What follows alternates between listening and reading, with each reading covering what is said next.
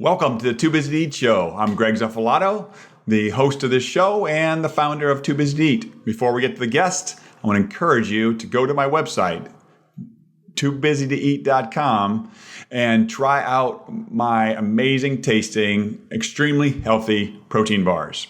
High protein, low carbohydrate protein bars with high in fiber also, with grass-fed whey. Just a very, very clean and healthy protein bar. So check them out, but use the discount code TBTEshow.com, TBTEshow on the website, toobusy.com, to get 20% off of all our products. So use the discount code TBTEshow on our website to get 20% off. Now, for our guest today, we have Melissa Joulwan on the show. You want to be fascinated by someone who has an amazing background, including roller derby, a chef. There's so many things that she does. She's the author of Well Fed 2, Well Fed Weeknights, Roller Girl. She co-authored Living Paleo for Dummies. Just a fascinating individual. So I encourage you to just get ready to be entertained, and just learn a lot. She has great information to share and realistic ways on helping us eat well and eat healthy. So let's get to the show. Well, welcome, Mel. I am so excited to have you on my show, and I thank you for taking the time to be on the Too Busy to Eat show. Thank you. I'm glad to be talking to you today. You got a fascinating story. I was really enjoying reading about you and finding out more about you, about your history, about your books. You've done a lot. You have a lot to share. So why don't you give us just a quick summary of your journey from where you started to where you are today? Sure. Okay. If we go way back, I grew up in a family. You have to kind of know my context to get my cookbooks.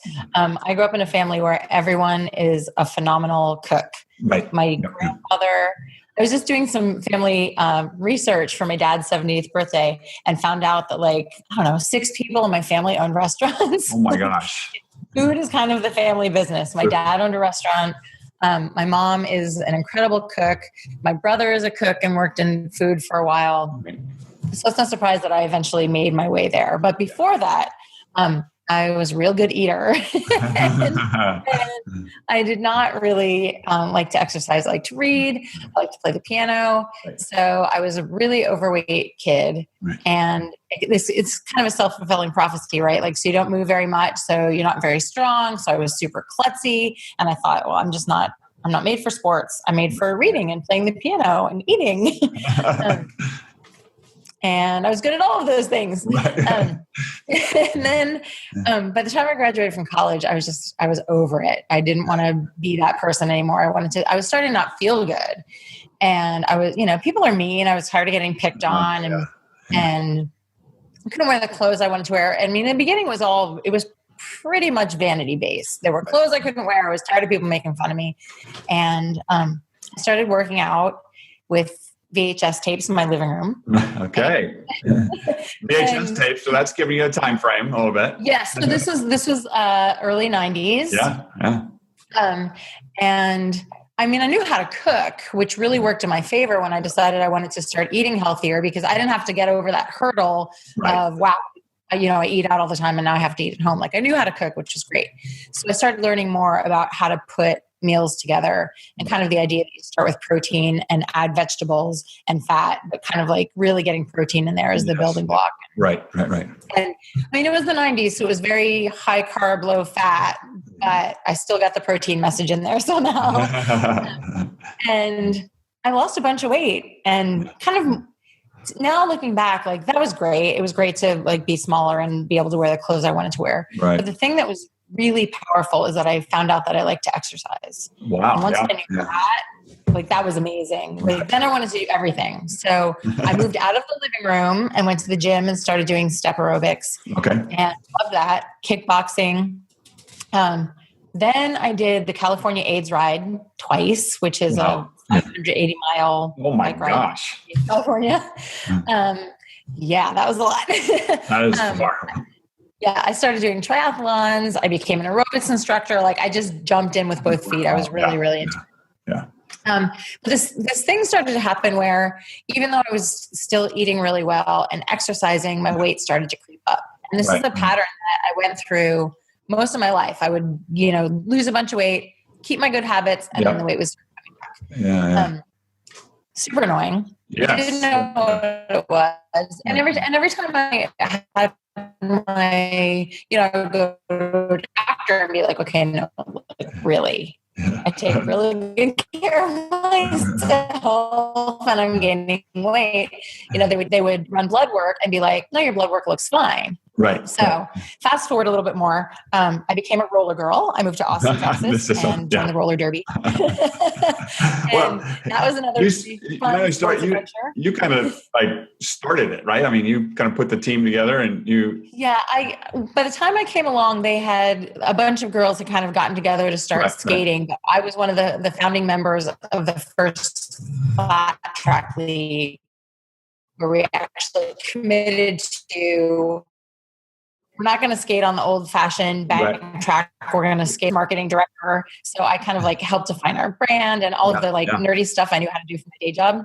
Yeah. I never played a team sport before. So that was really new and fun. Right. So that was really great. Yeah. And I loved it, but my weight was kind of like fluctuating all over the place again. And when I retired from roller derby in 2007, I started doing CrossFit and things got real serious then. I loved it. I was really into it. Yeah. I started running for real. Yeah, I loved it so much. And it was really successful in like increasing my strength and getting leaner. And then one day, again, I started not feeling good. And I was and now I'm like super frustrated, right? This is like the fourth or fifth time in my life that I've gone through this experience. So I went to another doctor and he was just kind of palpitating my throat and said he thought I had a nodule on my thyroid. So I went and had an ultrasound done and it turns out I had a very large nodule on my thyroid. Oh gosh. And people weren't familiar with the way that works. If you have a growth that's too big to do a needle biopsy, they have to take it out to do the actual biopsy. So like the doctor was like, I don't want to freak you out or anything, but we need to schedule your surgery for next week. Okay. I'm like, okay, everybody, let's not freak out, but we're kind of freaking out. Yes. Yeah. So I had scary. Yeah. It was really scary because like you're trying not to say the C word and you're thinking about having cancer and surgery and it was horrible. Right. So my throat slit. We call it the Franken neck. Right. That's right. And they took out most of my thyroid. Yeah. They were able to leave a little sliver that they hoped would still work. Right. About 18 months later, we realized that it was not functioning the way it needed to be. And that's when I finally went on thyroid hormones. So for anybody who has or thinks they have thyroid challenges, my first piece of advice would be definitely find a doctor who will work with you and keep and listen to you. Because I kept saying like, I don't feel right. I don't feel good. I have good habits. I'm gaining weight. Like none of this makes sense. My feet are cold all the time. Right. And they were just looking at numbers. So keep pushing for a doctor who will actually listen to you. Yeah. No, that's You know your body better than anybody else. So that's Exactly. And I feel like, a lot of the times we're looking externally for the answers because you're trying to gather information. But once you have all that information, you really do have to kind of trust yourself. Right. Because I knew something wasn't quite right. Yes. So anyway, let's get past all that yucky stuff. Right. After the surgery, I really committed to eating a paleo diet because more than like vanity aside and wanting to, be as lean as possible. I really have to keep the inflammation down in my body so that my thyroid hormones will work properly. Right. Inflammation, causes all kinds of diseases and illnesses. Yeah. So the paleo diet really helps manage that. And that's why I'm super committed to, keeping grains and dairy and legumes out of an extra sugar out of my life. Yeah. That was kind of the story of but that was a big change. So what was that change? How did you come? I mean, I know the thyroid triggered that, but what made you start looking into the paleo diet and the change there? Well, when I was doing CrossFit, I joined CrossFit, was still fairly new. And that's when everyone was really into the zone diet. Yep. So, and I was pretty committed to the zone. And for anyone who's not familiar with the zone, the idea is that you eat almost equal percentages, 40% carb, 30% protein, 30% fat. Right. And grains are really high in carbohydrates and things like vegetables are not. So before I switched to paleo, I'd stopped eating grains just because I would rather eat a big pile of food than a little dollop of rice or of grains. Yeah, I mean, I think a serving of rice in the zone is like, I don't know, like a couple of tablespoons or something. Right. Yes. That's not a serving. That's a taste. Like, that's ridiculous. Right. Like a half piece of bread is your whole carbohydrate intake. I mean, yeah. So I'd stopped eating grains for about a year before I switched to paleo. Right. And it was, I remember this so clearly. I was working with Melissa Hartwig from the Whole 30, started doing the Whole 30. And she was encouraging me to give up dairy. Right. Because I was like every day afternoon, and she thought dairy might be the problem. Right. And she was encouraging me to give up dairy. And at this point, I've given up my cereal for breakfast. I've given up my toast. So for breakfast, I was eating some turkey breast and a bowl of blueberries with milk. And I loved my blueberries and milk. This was the last thing I could hang on to. And she was like, no, I really want you to try not eating dairy. And I was like, but this is the only dairy I eat. I eat a cup of milk in the morning. Like, how can that be the problem? Right. That's not possible. Yeah. She was like, okay, well, how about if you just give it up for a week to see what would happen? Yeah. And that was super annoying because it's completely reasonable. Like, how can you argue with that? I know. Well, 1 week. Yeah. You can do anything in 1 week. Yeah. And after 3 days, I wasn't bloated anymore. Oh, wow. And after a couple of weeks, I started sleeping 7 to 8 hours a night, and my skin was really clear, and my eyes weren't puffy. And once you've seen a change like that, it's pretty easy to stay committed. And on special occasions, I still will indulge a little bit. I've kind of learned over the years how much I can do without hurting myself too much. So I don't want anybody listening to be like, oh my God, you can never eat it again. If you have celiac disease, obviously you're not going to eat gluten. Right. And if you have a really painful dairy allergy, you're not going to eat dairy. Right. But if you're following these guidelines just to feel your best and have a great life, there's a little bit of wiggle room. Right. Yeah, absolutely. Yeah. And then that led you, you're not only do you cook and you have these changes, you really turn that into helping others. You've written 3 books on that topic. You have Well-Fed, Well-Fed 2, Well-Fed Weeknights. What led you that way? That's fantastic. Because it's good to learn things from people that are experts and it's so powerful. I feel like people that have actually gone through everything that you're going through or you're trying to get through. So tell me about the development of those books. Well, I've been doing my blog since about 2008. And I was in the beginning, I was just sharing what I was eating. They weren't really recipes. It was just, paleo was really new. Yep. I didn't know anything about writing an actual recipe. I was just here's what I ate last night. It was really good. And then gradually started explaining more of how to make things. Now when I go back and look at my early recipes, I'm just oh my God, that makes no sense whatsoever. And after I think it was about 2 years, I just started getting emails from people hey, have you ever thought of doing a cookbook? And, for people now, there are hundreds of paleo cookbooks, but in 2010, I think there was one. Right. I think Lauren Cordain had a cookbook. Yes. And he's fantastic, but he's not a cookbook author. It's one of those books where your doctor would kind of give it to you and be sorry, here's the recipe. This is what you need.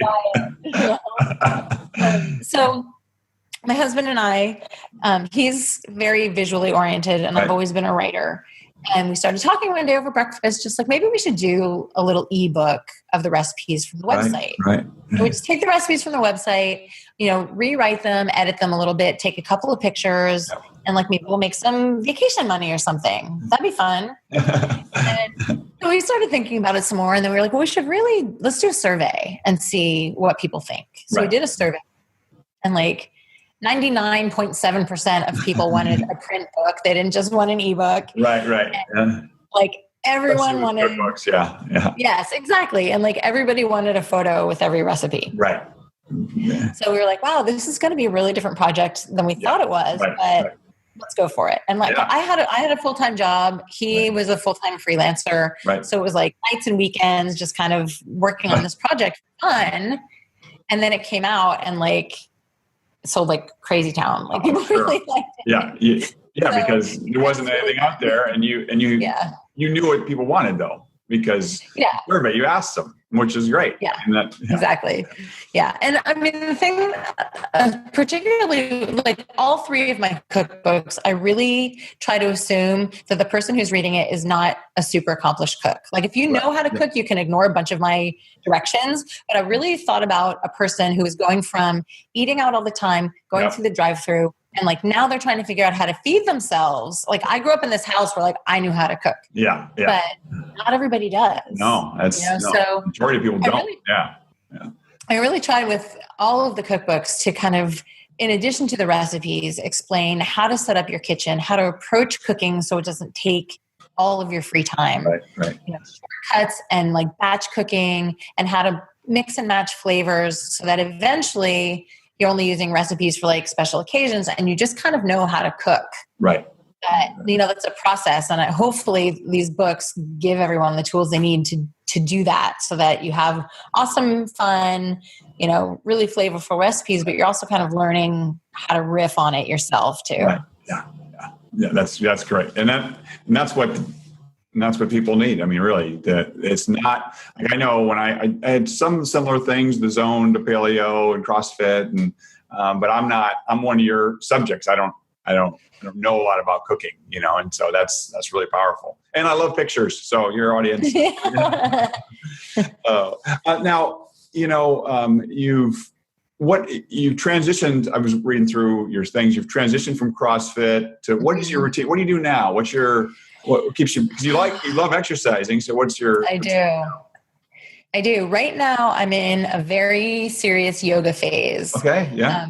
This last about 5 years ago, I had to start backing off of CrossFit because of having my thyroid removed. I have to really watch how intense I get with my exercise. And even though like personality wise and intellectually, like I love that. I love to push myself. Right. It's not the best thing for my body anymore, which is really disappointing because I really love that. Yeah. And it's been really interesting psychologically too, because I took a lot of my self-identity and my self-value from, I can do like the hardest workout. That doesn't scare me. Right.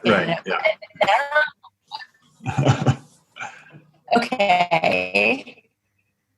If I'm not that person, who am I? If I'm not the roller girl or I'm not the CrossFit summer, we were so busy finishing the cookbook. We self-publish. So when the book actually goes to the printer, we're not anywhere near done because there's all of the release and the printing and the marketing and all that kind of stuff. So it was a really stressful summer.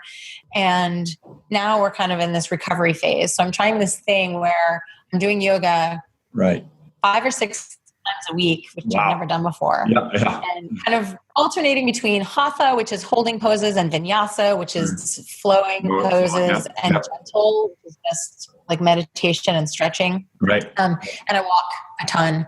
I walk every day. And that's kind of my, that's awesome. Loosen up the brain, the body. And then once or twice a week, I lift heavy things. Yes. Oh, you still have the weight, but the intensity is, you can lift intensely, but not that intense workout of the CrossFit workout. Yeah. So with the weights, what I do is kind of moderate weights so that I feel like I'm moving something, but kind of lowish reps. It's kind of a mushy in the middle area where it's not like low weight, high reps, and it's not high weight, low reps. It's kind of in the middle. Yeah. Gentle. Thinking more about movement and keeping things kind of loose as opposed to like pounding myself into the ground. And then healthy. I mean, you want to be, your ultimate goal is your health and longevity and feeling good. Exactly. And you're learning all of the experiences you've had to go through. You've learned, you learn what works. That's really good. That's really, I'm not going to lie though, I miss the hard workouts. I know. CrossFit's pretty, I spend a lot of time in CrossFit gyms because my company, I do a lot of business with CrossFit gyms, and it's fun getting in there, and it's a fun community, but you can, you find your niche, like in the yoga world, and you just make it work. Yeah. And ultimately, I feel like the thing I've had to do is commit to yoga as hard as I committed to pushing myself. So now it's like, listening to myself really seriously and going easy sometimes is actually what I need as opposed to going hard. Right. And you have that, we talked before we started the show, you have the other things you do for your house. You have a standing desk. What's your experience with your standing desk?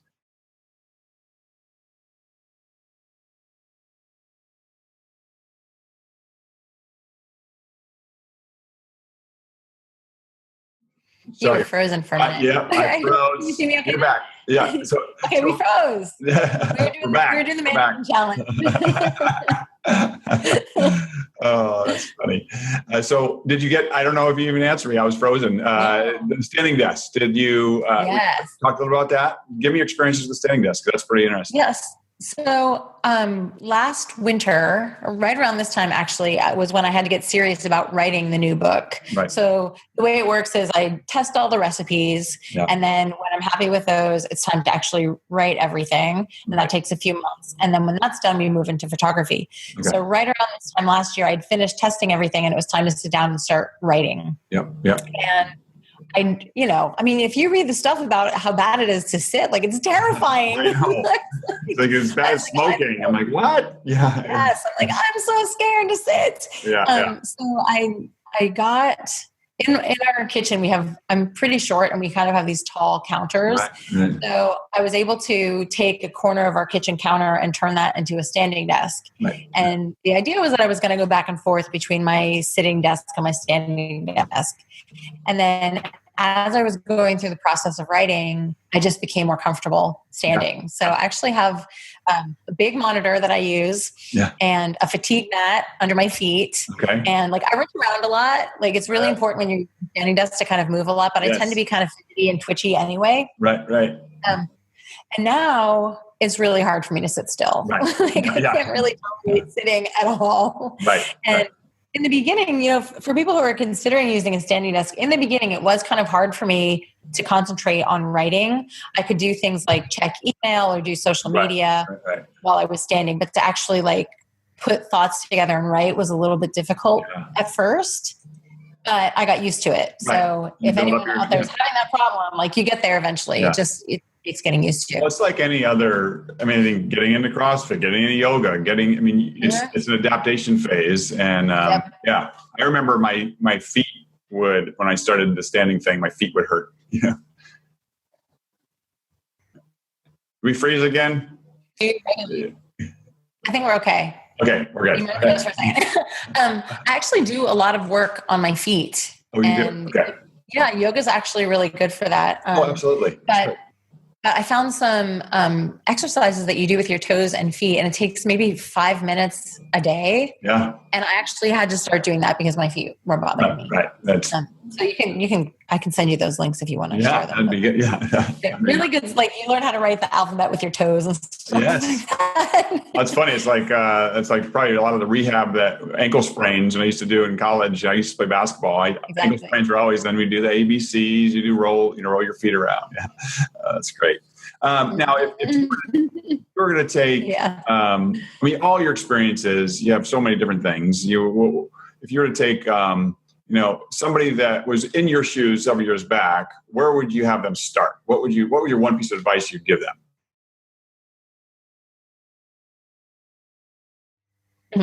Number one, I'm going to have 1 and 1.5. You're the guy. You can do whatever you want. You can have 10 if you want, but give me your top one. I feel like I'm always torn between sleep and food as the two, like which of those components would I, do first?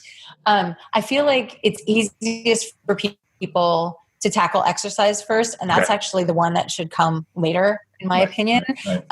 Getting your, number one, getting your food situation so that you're properly nourished and not having a lot of systemic inflammation is really, really, really important. It's kind of, it's literally the foundation for everything. We are literally made out of what we eat. Yeah. So the food thing, I think, would be number one. Yeah. And then sleep. I would definitely prioritize sleep over exercise, particularly if fat loss is your goal. Okay. If you're trying to reach some kind of athletic goal, of course you need to, think about what kind of training program you're putting together.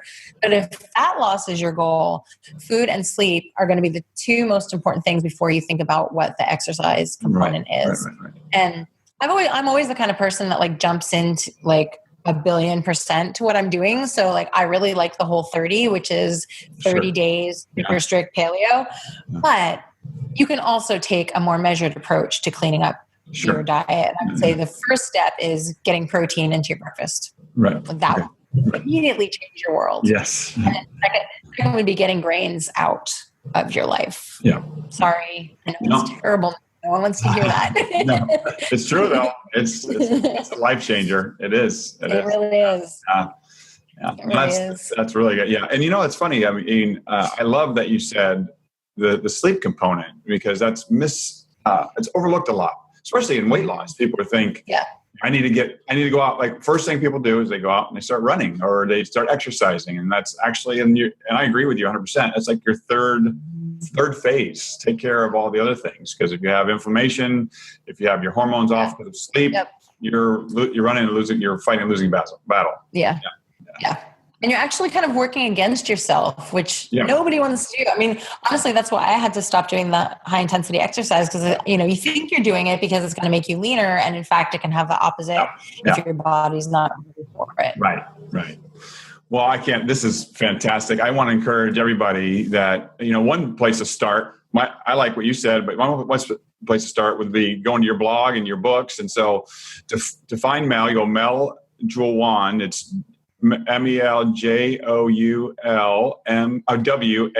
This is in the show notes, so if I just messed that up, don't worry. meljoulwan.com. Great blog, great information. So I encourage you to that. And I really thank you. I love your story. I thank you for taking the time today. I just love what you've done with your life of adapting and then helping others. It's fantastic. Thank you. You're welcome. Thank you. I hope something I said today is helpful to someone and inspires them to do a little self-experimentation. I know it will. And you've helped me. So, and I do this all the time. So this is great. So thanks for being on the show, Mel. Thank you.